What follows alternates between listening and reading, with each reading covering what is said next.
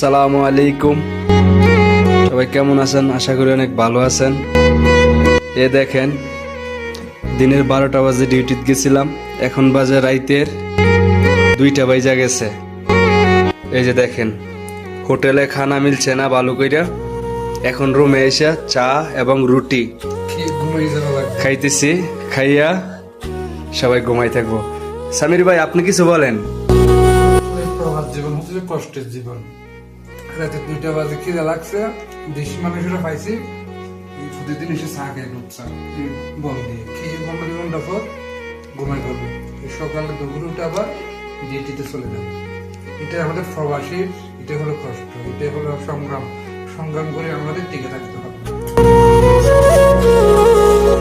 একটা কথা কি ভাই জানেন, মনে করেন প্রবাস জীবনটা অনেক কষ্টের, অনেক পরিশ্রম। যারা বাংলাদেশে মায়ের কোলে আছেন অনেক ভালো আছেন আশা করি।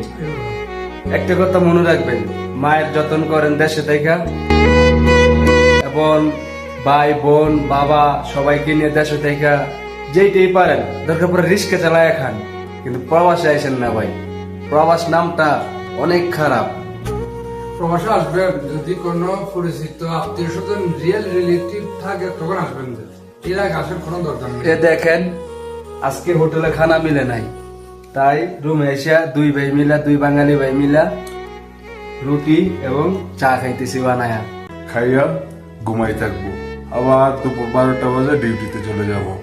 দেশে থাকলে 3 বেলা খাই আর এখানে 1 বেলা ভাত। এটাই ভাই প্রবাস জীবন।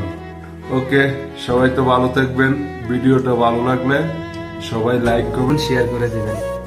ওকে, আসসালামু আলাইকুম।